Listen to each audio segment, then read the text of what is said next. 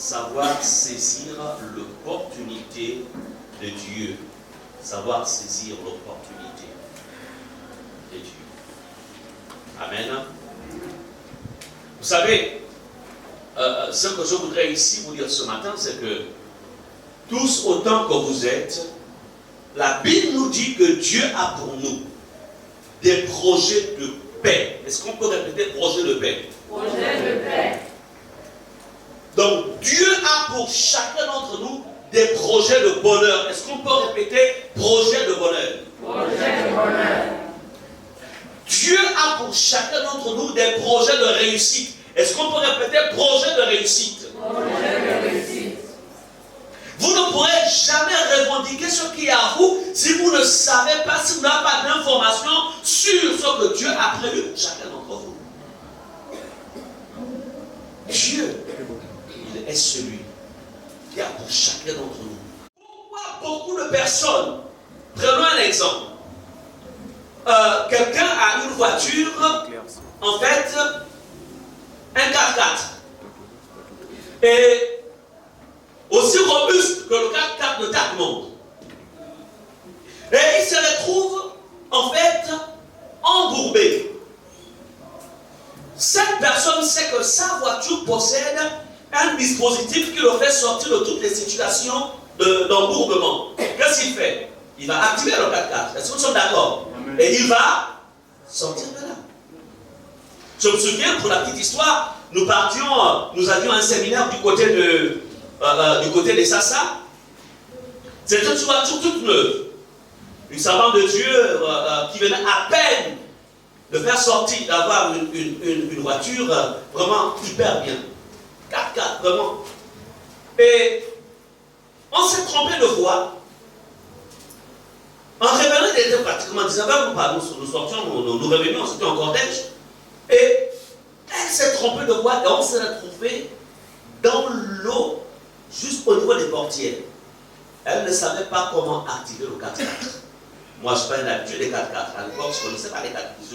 Bon, bref. Alors, c'est-à-dire qu'on avait le choix. Soit on tombait, on sortait dans l'eau, soit il fallait sortir de là. Alors, et puis je me suis rappelé, mais il y a des 4x4 qui n'ont que des boutons. Parce qu'on a cherché le levier. Il n'y avait pas de levier de 4x4. Je me suis dit, non, cherche, il y a quand même un bouton quelque part là. Elle a cherché, et quand elle a activé le bouton, on est sorti de là. Amen. Amen. Pourquoi je prends cet exemple?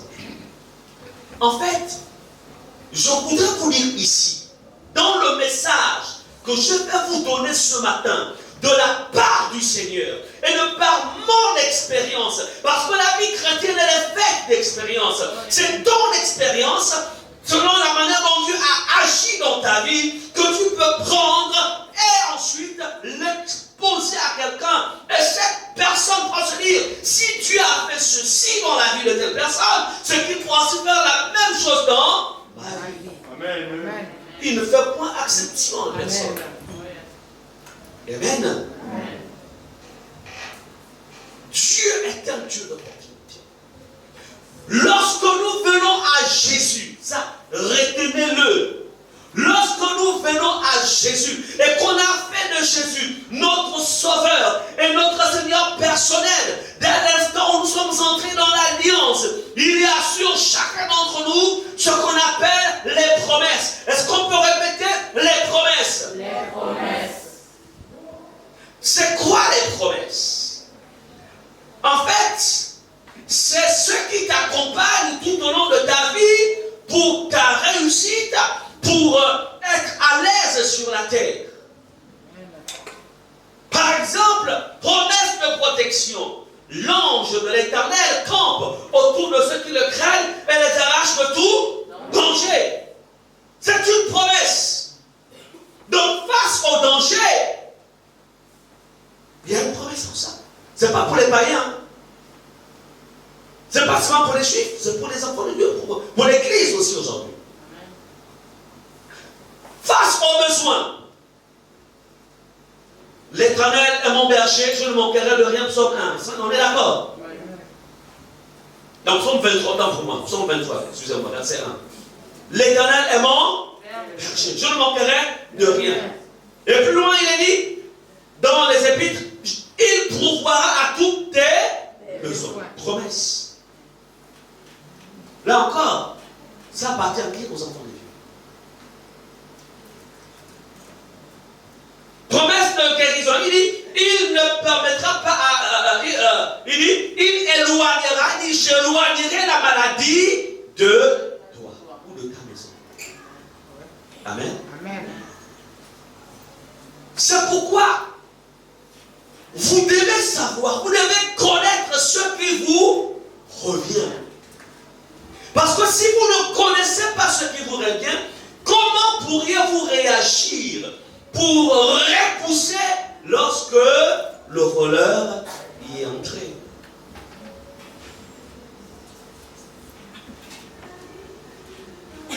Les vies des personnes qui ont décollé, ce sont les vies des personnes qui ont en fait, qui connaissaient les promesses qui étaient rattachées à leur vie. Et lorsque ces personnes se rendaient compte que ceci n'est pas dans ma vie, alors que ça va être là, la personne pouvait en fait chercher la face du Seigneur. Amen. C'est vrai que sur la terre, Dieu n'a pas prévu que nous ayons tout, mais nous aurons l'essentiel. Parce que nous sommes de passage. Parce que si tu as tout, tu vas t'en nourrir. Tu oublieras, tu vas oublier de la nourrir, de le suivre. Donc il faut que tu aies l'essentiel. Mais avec cet essentiel-là, tu ne jalouseras jamais que ce soit d'autre. Amen. Bien-aimés. Mais voyez-vous, il y a ce que j'appellerais, en fait, l'expression, Dieu placera sur vos chemins des opportunités, ou il a même placé des opportunités. Il y a beaucoup parmi vous qui êtes en retard, parce que tout simplement, vous n'avez pas pu saisir les opportunités que Dieu a placées sur votre chemin, et vous n'avez pas pu identifier ces opportunités. Dieu est un Dieu d'opportunités. Répétons opportunité. Opportunité. Bien-aimés, parfois, pour avoir le travail, en fait, c'est une opportunité que Dieu met sur le chemin. Se marier, c'est une opportunité que Dieu met sur le chemin. S'affermir dans les voies de Dieu, c'est une opportunité que Dieu met sur le chemin. Des exemples que l'on peut prendre sont légion. L'opportunité. C'est quoi l'opportunité? L'opportunité se définit comme étant une occasion favorable que Dieu met sur toi, sur ton chemin. Occasion favorable. Vous l'avez chassé? Non, c'est bon. C'est bon, hein? Ok, je parle. Opportunité favorable. Il y aura des opportunités favorables. Maintenant, il faudra que vous ayez des yeux. L'opportunité de Dieu, en fait, ne se voit pas à l'œil physique, mais c'est avec les yeux de l'esprit. Amen. Amen. Les yeux de l'esprit. L'opportunité. C'est avec les oreilles de Dieu.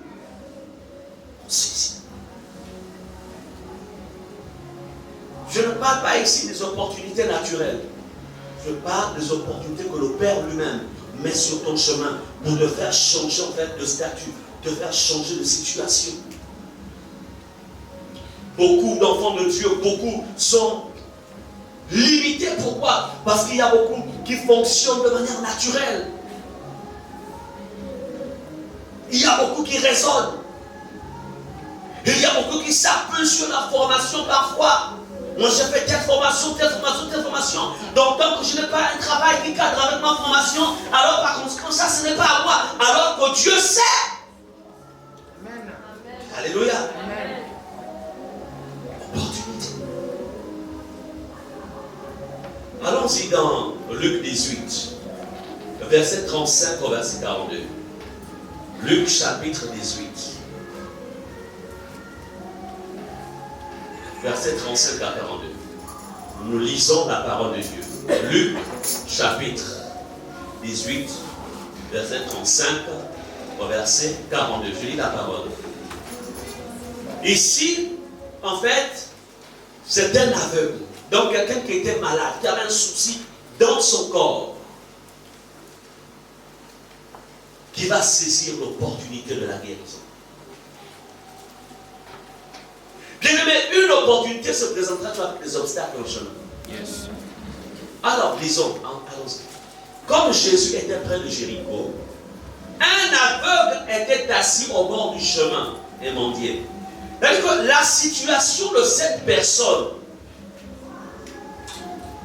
sa misère avait tellement mis du temps. Il a évolué dans cette condition au point où les gens avaient oublié son nom. On l'identifiait maintenant par rapport à son état de santé. Ils avaient oublié son nom. Bien aimé, il y a des situations par lesquelles vous passeriez. Et les gens chercheront toujours où vous identifieront par rapport à la situation. Mais ce qui est bien, c'est que Dieu ne nous identifie pas d'abord par rapport à la situation, mais il nous identifie par rapport à ce que nous sommes, c'est-à-dire ses créatures, ses enfants. Amen. Amen. La Bible dit ici, un aveugle était assis au bord du chemin et il mendiait. Jésus s'est révélé comme étant le chemin, la vérité et la vie. Alors comprenez que le problème de cet aveugle, c'est qu'il était assis au bord du chemin. Donc il n'était pas sur le chemin. Beaucoup d'enfants de Dieu, généralement parfois, marchent au bord du chemin. Il n'y a pas de miracle quand tu marches au bord du chemin. Il n'y a pas d'action de Dieu dans la vie de qui que ce soit lorsque cette personne marche au bord du chemin. Tant que cet aveugle était assis au bord du chemin, il n'avait pas accès à ce que le chemin pouvait lui offrir. Parce que le chemin ici, c'est une personne. Il fallait que cette personne, en fait, se délocalise. Qu'il parte du bord du chemin pour se retrouver dans le chemin. La question ce matin, est-ce que tu es dans le chemin? Ou tu es au bord du chemin? Il n'y a aucune situation qui peut résister à celui qui est dans le chemin. Écoutez, ce n'est pas le fait, ce n'est pas une, comment dirais-je, ce n'est pas de manière naturelle ou intellectuelle. Tu dois être dans le chemin. Écoutez ceci. Cet homme avait un problème. Il était aveugle. Je ne maîtrise pas quel est ton problème ou quels sont les défis auxquels tu es confronté. Mais chaque personne est toujours confrontée ou peut être confrontée à une situation. Amen. Quel est lui son problème? C'est qu'il est aveugle. Toi, quel est ou quels sont tes défis? Alors, la Bible dit au verset 36, il entendit la foule passer. Cet homme, son état l'avait amené à devenir un mendiant. C'est-à-dire quelqu'un qui vivait aux dépens. Il n'avait pas la capacité, il n'avait plus la capacité d'être un producteur. Il vivait d'aide. Et cet homme, il va comprendre, il va saisir l'opportunité de Dieu. Il entendit la foule passer et demanda ce qui se passait. Donc c'est quelqu'un en fait qui était en attente de l'action de Dieu dans sa vie. Je voudrais vous dire une chose. Si vous ne vous attendez pas à quelque chose de la part de Dieu, même si Dieu passe à côté de vous, vous ne recevrez rien. C'est pourquoi il est important d'entretenir la soif. Combien entretient encore la soif de Dieu? Combien entretient encore la soif du miracle? La soif de la visitation? Il y en a qui aujourd'hui sont obligés et disent, bon, je vais encore faire comment? J'ai tellement attendu, je ne vois rien. Et il y en a plusieurs qui se complaisent dans leur situation. Comment peux-tu te complaire dans une situation inconfortable? Dis, je refuse au nom de Jésus. Je refuse au nom de Jésus. Je refuse au nom de Jésus. D'être dépendant.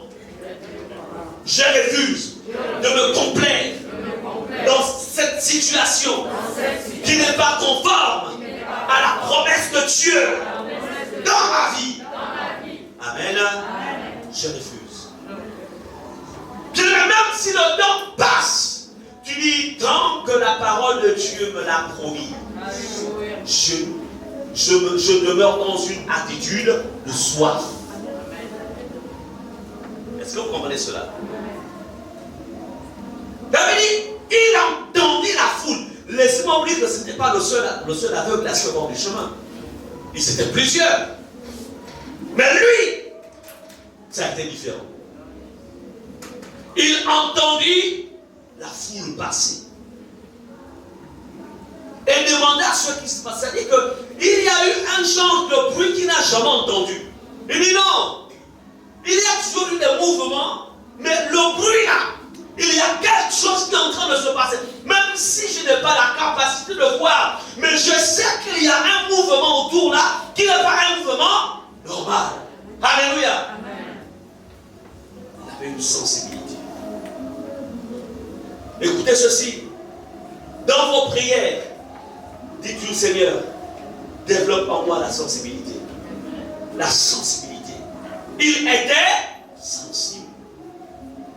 Parce que le gars, il avait décidé. Écoutez, dans la loi,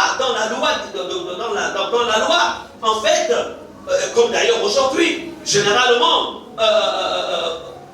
à partir de sa vie de mendicité, il pouvait au moins s'acheter du pain et de l'eau. Comme les autres se complaisaient dans cette situation. Mais il s'est dit non, ça doit changer. Je ne sais pas si tu es arrivé à un moment de te dire, Seigneur, au-delà de ce que je peux recevoir, mais Seigneur, cela ne reflète pas le niveau de ma consécration, de mon engagement avec toi. Cela ne reflète pas. Bien-aimé, lorsqu'il a posé la question, on lui dit, c'est Jésus de Nazareth qui passe. Aïe, aïe, aïe, aïe. Il s'est dit non. Il a entendu, on a dit, c'est Jésus. Il n'avait jamais vu Jésus parce qu'il n'avait pas la capacité de voir. Mais il avait souvent entendu parler de Jésus. C'est-à-dire que s'il avait la capacité de voir, il se serait déplacé de Jéricho pour aller même en Galilée, aller rencontrer Jésus. Mais il n'avait pas les moyens pour le faire. Faire un tel voyage. Alors il s'est dit, Jésus passe par Jéricho. Ah non. Alléluia. Je ne sais pas. Au plus profond de toi, s'il t'est déjà arrivé de te révolter au fond de toi-même, je voudrais encore une fois dire ceci. Ce qui ne te révolte pas en toi ne peut pas en fait changer. Alléluia. Amen. Qu'est-ce qui te révolte dans ta vie? Qu'est-ce qui te révolte? Au point de dire, Seigneur, je veux voir ta main. Je veux voir ta gloire. On lui dit, c'est Jésus. Alors il cria, Jésus, Fils pitié de moi. Amen. Amen. Il crie. Mais écoutez un peu, regardez l'attitude des gens qui sont autour. Des gens qui ont des yeux pour voir. Des gens qui sont en bonne santé. Regardez leur attitude face en fait à un aveugle. Face à quelqu'un qui est dans le besoin. Face à quelqu'un qui a besoin de guérison, de délivrance, de salut. Ceux qui marchaient devant le reprenaient pour le faire taire. Ah, tais-toi, le maître passe. Comprenez cela? Bien-aimés, je voudrais vous dire ceci. N'attachez jamais votre miracle ou votre changement de situation aux personnes qui vous entourent. Parce qu'il y a certains qui se complaisent, qui s'y plaisent à vous voir dans la situation dans laquelle vous vous trouvez. Ils sont heureux de te remettre toujours, en fait, cette pièce-là. Mais alors qu'ils ont la capacité de te donner du travail, mais ils savent que te donner du travail signifie t'affranchir d'eux. Alors, il est toujours mieux de te donner les pièces.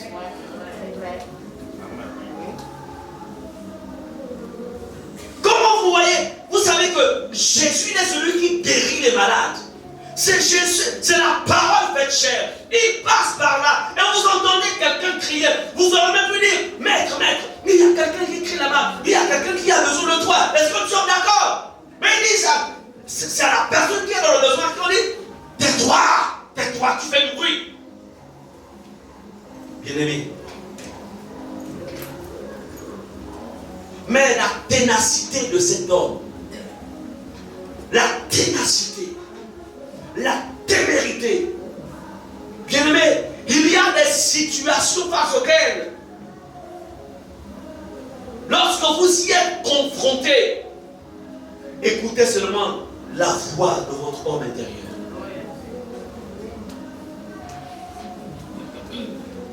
Pendant que les gens lui disaient, tais-toi, la Bible dit, mais il criait beaucoup plus fort. Cesse de jeûner. Tu as trop jeûné comme ça. Tu as trop prié. Calme-toi, mais tu vas trop à l'église. Qu'est-ce qui a changé dans ta vie? Depuis que tu es engagé, qu'est-ce qui a changé? Alléluia. Mais la Bible dit, mais il criait beaucoup plus fort. Depuis que tu payes tes dîmes, ça te donne quoi? Mais il donnait, il continuait à payer ses dîmes. Depuis que tu soutiens les veuves, les orphelins, qu'est-ce que ça t'apporte? Mais il continuait toujours à le faire. Mais il criait beaucoup plus fort. Fils de David, aie pitié de moi. Il a continué. Bien-aimé, cet aveugle savait que ça c'est mon opportunité. Ça là, c'est mon temps. Et le temps avec Dieu ne se répète pas forcément deux fois. Ce n'était pas en tout temps que Jésus passait par Jéricho. Ce n'est pas en tout temps que tu auras en face de toi l'opportunité de venir en aide à quelqu'un. Ce n'est pas en tout temps. L'aveugle Jéricho avait compris que c'était son temps. Bien-aimé,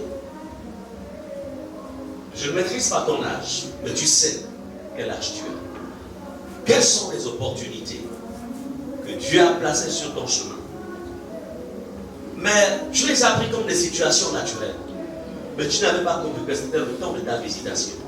Tu n'as pas compris en fait que c'était Dieu qui en fait plaçait cette opportunité pour te faire changer ton statut. Tu n'as pas saisi, tu n'as pas compris. Il y a des retards que les gens prennent dans la vie.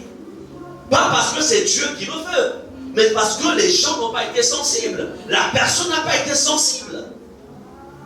Cet aveugle Jéricho a été sensible. être influencé, écoutez, il n'avait aucune référence.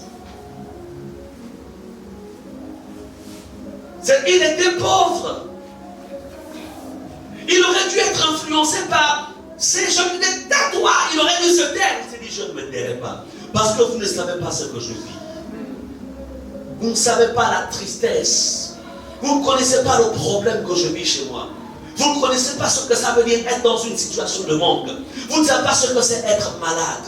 Vous ne savez pas ce que ne pas avoir du riz pour manger même à midi. Vous ne savez pas ce que ça veut dire. Alléluia. Les gens ne comprenaient pas, vous savez. Parfois, les gens agiront vers vous sans pourtant comprendre ce que vous vivez. Oh, yes. Il y a que des gens qui sont passés par le même chemin que vous, ou qui sont remplis du Saint-Esprit, qui peuvent maîtriser la douleur que vous aviez. Alléluia. Cet aveugle a compris que ces gens qui me demandent de me taire, ils ne comprennent pas ce que je vis. Alors je ne peux pas les écouter. Si je dois mourir, je mourrai. Au moins, je mourrai au pied de mon roi, de mon Seigneur. Alors il a continué à crier. L'opportunité. Bien-aimé, verset 40, Jésus s'arrêta. Il y a un genre de cri. Tout le monde peut crier. Mais il y a un genre de cri. Quand ce cri se fait retentir, Jésus s'arrête. Alléluia. Souvenez-vous de cette femme qui avait cette perte de sang. Tout le monde touchait Jésus. Mais le toucher de cette femme a fait la différence. Amen. Alléluia. Que vous pouvez être tous dans cette salle, écoutant ce message. Le tout n'est pas d'écouter le message. Mais il y a une manière de recevoir le message. Et de se dire, cette fois-ci, ça va changer. Alléluia. Bien-aimé, quand Jésus s'est arrêté, la Bible dit, Jésus dit, quand Jésus s'est ordonnant qu'on le lui amène. Quand il fut près de lui, il lui demanda, que veux-tu que je fasse pour toi? Voyez un peu là. Attends, Jésus, il voit bien que c'est un aveugle là. Est-ce que vous êtes d'accord? Jésus voit. Et non, ça dit c'est là, il y a un aveugle. Mais Jésus veut faire déclencher quelque chose dans le cœur de la personne. Le pouvoir de la confession, de la déclaration. Jésus aurait pu tout de suite prier.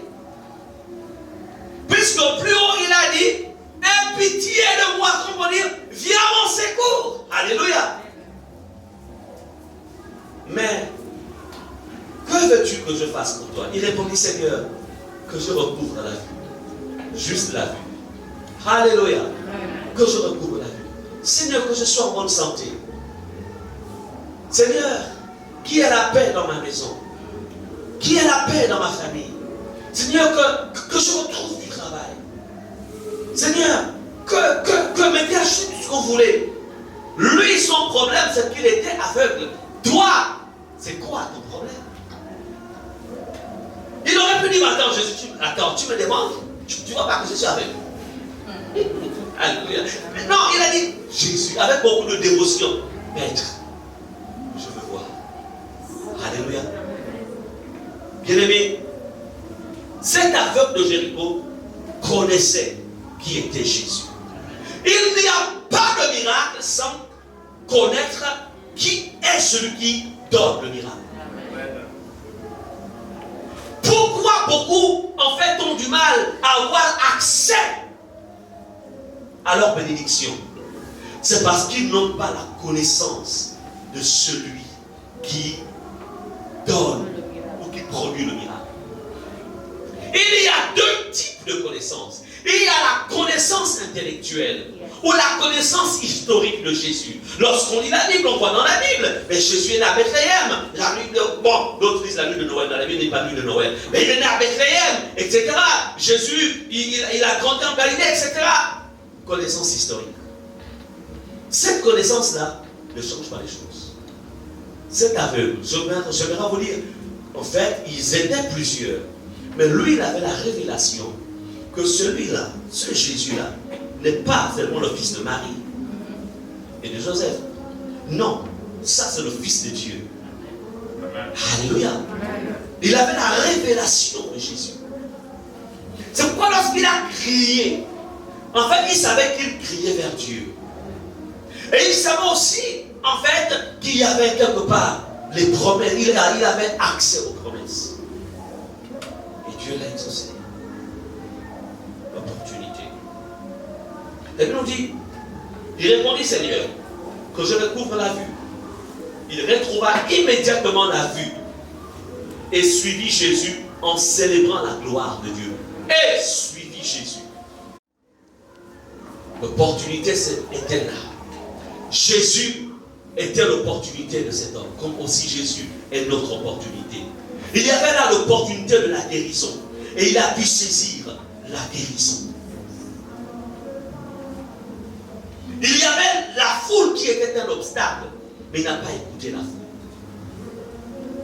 Il a compris que c'était son opportunité. Alléluia. Jeune fille ou jeune femme, il y a des opportunités de mariage sur votre chemin. Mais beaucoup parmi vous est en train de passer à côté de cette opportunité. Pourquoi? Parce que tout simplement vous écoutez la voix de la foule. Un frère vient te demander la main.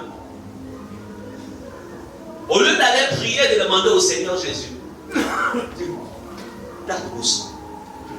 Dis-moi un peu, le frère qui me demande la main, qu'est-ce que toi tu en penses? Oh, moi je pense qu'il est dépassé. Hein.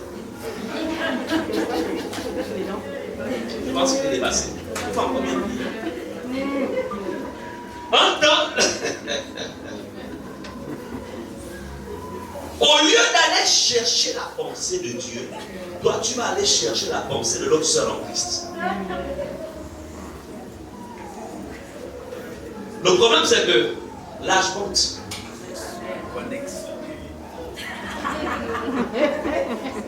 L'âge compte.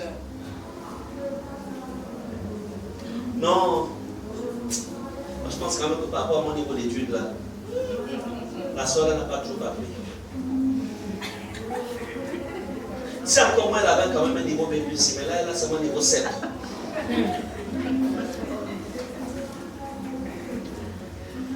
Bien aimé, l'opportunité. Donc je pense quand même que sûrement le frère avait quand même au moins une voiture, mais là il est.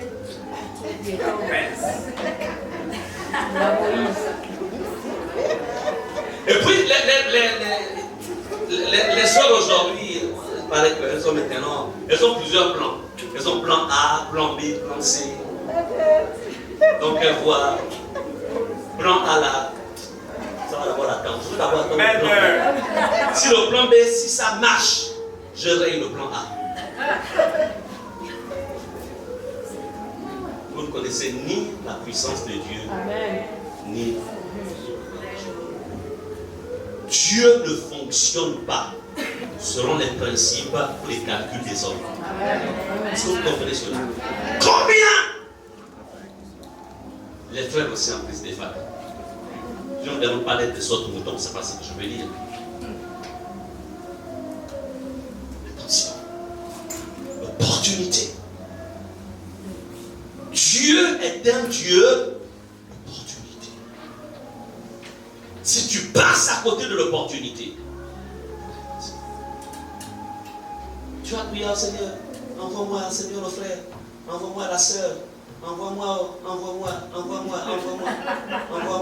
Seigneur. Et puis après tu vas aller prendre quelqu'un qui a 2 ans en Christ. Alors que toi tu as 10 ans en Christ. Tu vas aller prendre un bébé en Christ. Et puis après c'est la catastrophe. Tu n'as pas, où Dieu t'a visité, il a placé l'opportunité, tu n'as pas saisi l'opportunité. Je vais m'attarder un petit moment là-dessus.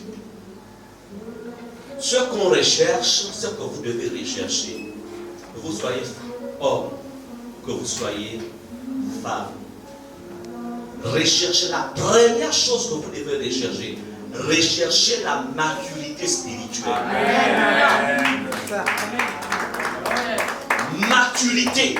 Si vous êtes une femme, une sœur, rechercher un frère de cet aveugle de Jéricho, il va avoir accès à sa guérison parce qu'il avait réussi à saisir quoi? L'opportunité. Et l'opportunité, c'était Jésus qui passait par là. Et nous allons prendre un second exemple, c'est celui de David, le cas de David. Nous partons sur une base sur laquelle, sur chacun d'entre vous, il y a des promesses. Vous avez des promesses dans tous les domaines de vos vies. Pourquoi? Parce que vous êtes des enfants de Dieu. Vous êtes des personnes recréées à l'image de Dieu. Amen. Donc, en vérité, vous n'êtes pas appelés à vivre en dessous de ce que Dieu a prévu. Est-ce que vous comprenez cela? Amen. Alors, le cas de David. David, c'était un jeune. Bon, dans son adolescence, il va recevoir l'onction royale. Donc, la fille, le prophète Samuel va le oindre. Il va donc recevoir l'huile qui confirmait que plus tard, il devait devenir roi d'Israël.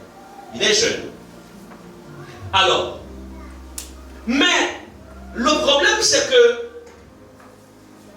David était de la tribu de Benjamin, plutôt la tribu de Juda. La royauté était entre les mains du roi Saül qui était de la tribu de Benjamin. Amen. La royauté devait partir de la tribu de Benjamin pour la tribu de Juda, parce que dans le plan de Dieu, c'était Juda qui était la tribu royale. Comment ce transfert pouvait-il se faire? Alléluia. Dieu réfléchit sur chacune de nos vies. Comment nous faire basculer de l'état de précarité à un état de stabilité? Vous ne pouvez pas imaginer toutes les réflexions que Dieu fait à notre sujet. Alors, Dieu va permettre. Déjà, David a une expérience, il est jeune, et son père l'envoie souvent perdre les troupeaux. Donc, en fait, perdre les troupeaux signifie qu'il a en face de lui des situations où il doit protéger, en fait, les brebis. Contre les loups, contre les lions, contre, en fait, les animaux sauvages. Parce que la brebis, en fait, c'est l'animal le plus faible, la plus faible d'entre moi. C'est faible. Une brebis ne sait pas se défendre. Mais Dieu faisait passer David par une expérience qui devait le faire atteindre, le faire aboutir à sa destinée. Bien aimé, paître les brebis, c'était le travail le plus humiliant.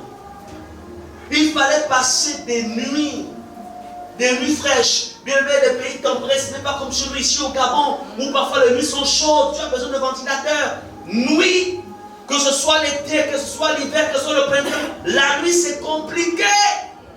Aujourd'hui, dans le modernisme, ils ont créé ce qu'on appelle les chauffeurs. Vous appelez ça comment? Chauffage. Le chauffage. Mais David, ils étaient plusieurs frères, mais c'est le seul qui allait sous paître. Alléluia. Ce n'était pas quelqu'un qui se rebellait. Quelqu'un qui boudait avec son père ou sa mère, comme les enfants, certains parfois ici boudent. Papa, c'est seulement moi, maman, c'est pas moi qui lave les assiettes, l'autre ne lave pas les assiettes. Je ne comprends pas pourquoi c'est pas moi qui fais la cuisine, non, c'est pas moi qui parlait le salon. Mais est-ce que tu connais le chemin par lequel tu connais là où Dieu veut te conduire? Pourquoi c'est toujours toi? Alléluia. Il y a quelque chose sur toi. Alléluia. Donc, si les parents te choisissent, continue. Ne boude pas. Accepte. Alléluia. Amen. Enfants, soyez sensibles. Bien-aimé, David était toujours là. Et dans cette obéissance-là, lorsque un ours arrivait pour vouloir prendre une brebis, il se positionnait entre l'ours et la brebis. Alléluia. Quand c'était le lion, même chose. David avait développé des aptitudes de militaire sans savoir qu'à un moment, il rencontrera plus qu'un lion, plus qu'un ours. Vous ne connaissez jamais, on ne sait jamais le chemin par lequel Dieu. En fait, on ne comprend pas souvent. Au moment où on vit la chose, On ne comprend pas, mais c'est plus tard qu'on comprend. C'est plus tard. Est-ce que vous comprenez cela? C'est plus tard. Bien-aimé, David,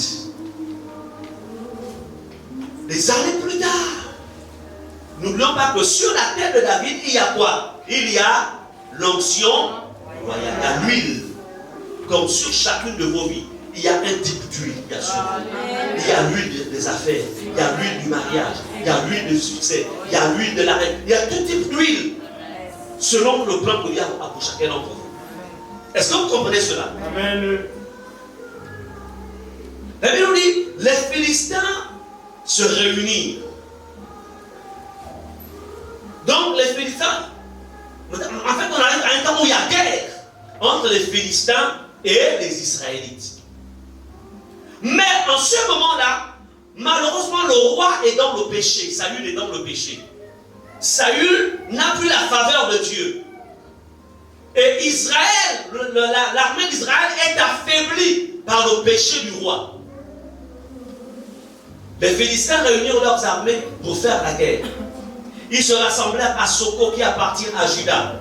Ils campèrent entre Soko et Azekah et à Éphès d'Amin. Saül et les hommes d'Israël se rassemblèrent aussi. Ils campèrent dans la vallée des Térébintes et se mirent en ordre de bataille contre les Philistins. Je reprends encore une fois. Lorsqu'une opportunité se présente à toi, il y a toujours une cause qui va activer l'opportunité. C'est pourquoi, lorsqu'il me manque du riz à la maison en tant qu'enfant de Dieu, tu vis dans la sainteté, tu vis dans la crainte de Dieu. Ce sont les éléments de base.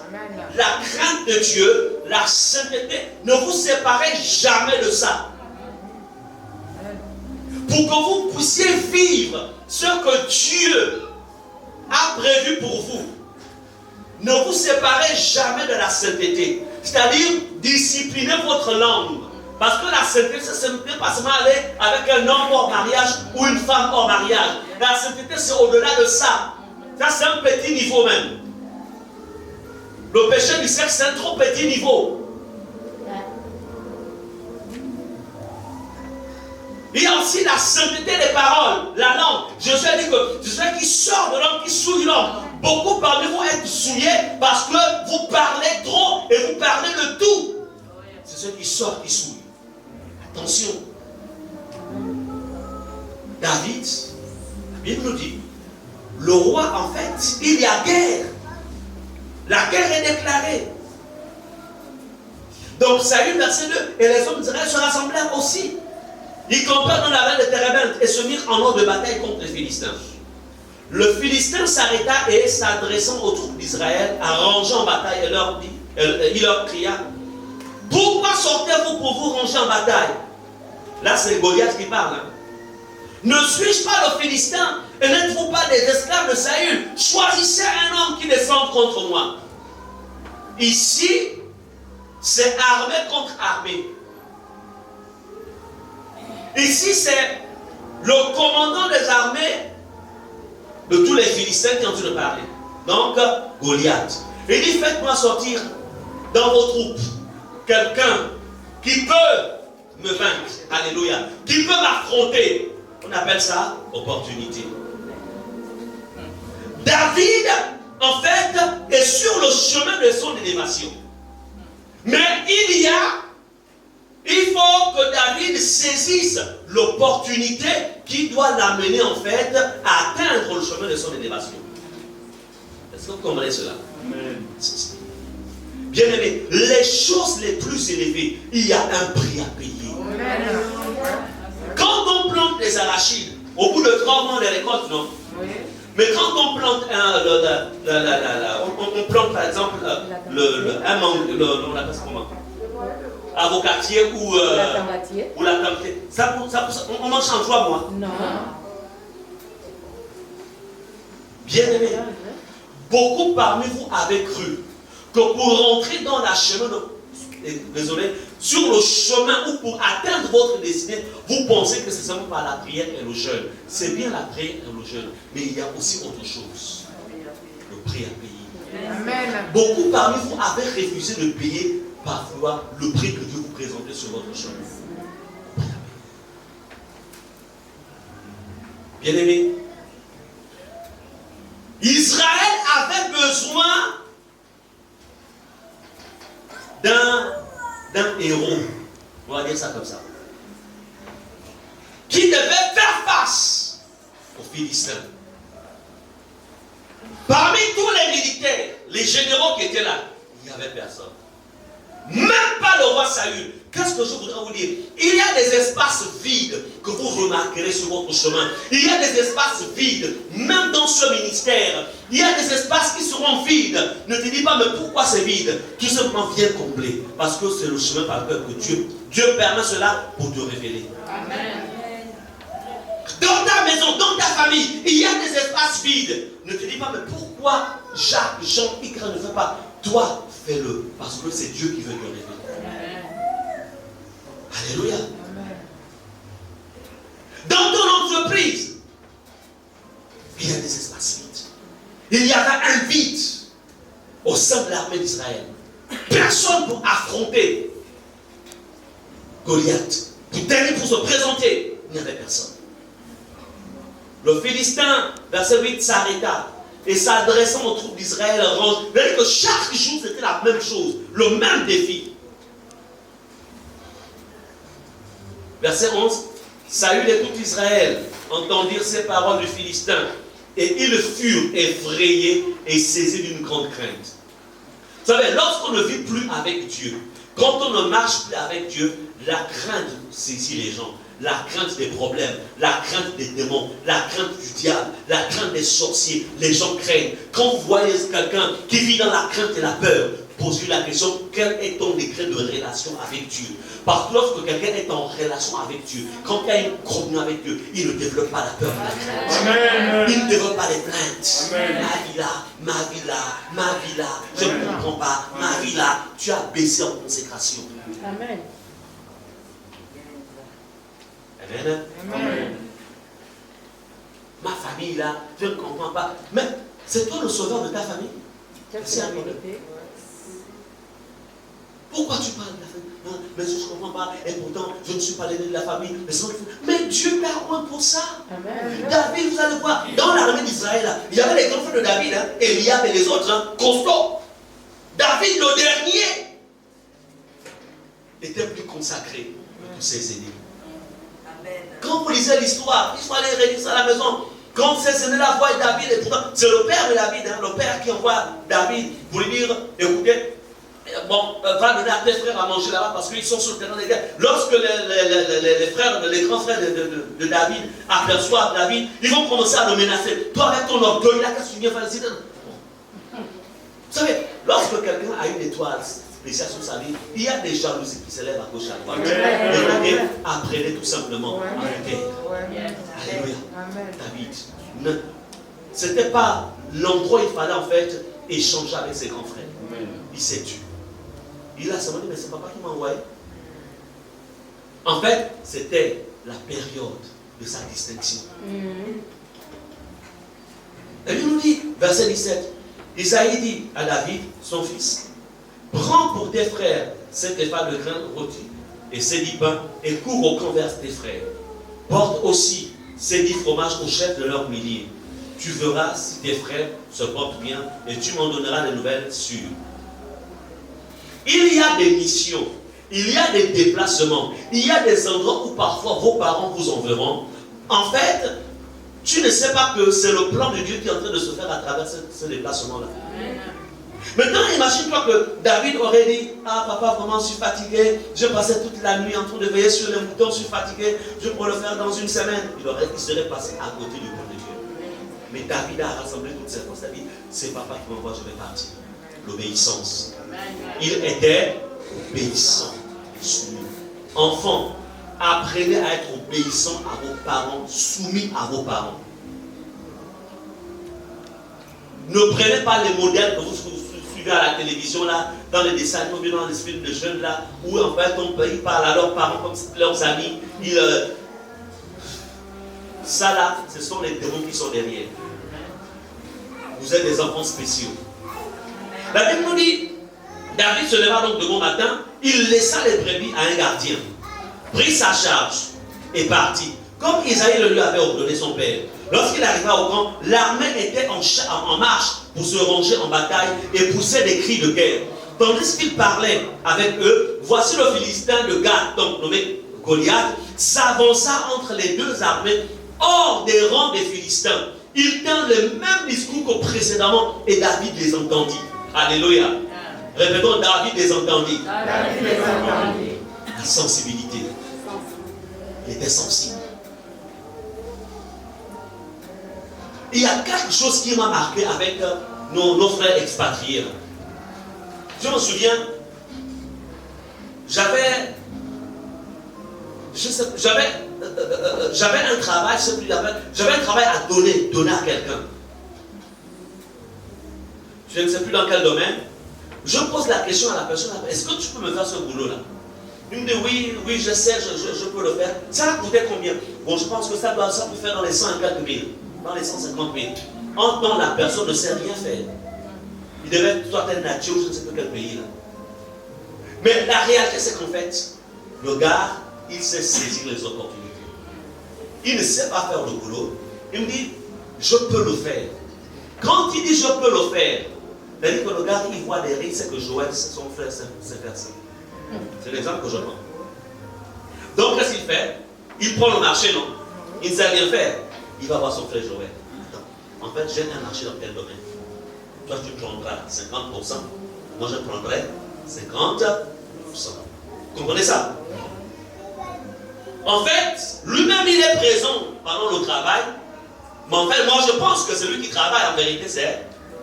Vous voyez un peu l'intelligence dans les affaires. Amen.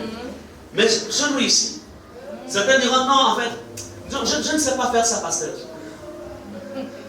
Tu vas rater 250 000 comme ça. Alors que si c'est que tu sais faire, qu'est-ce qui se passe?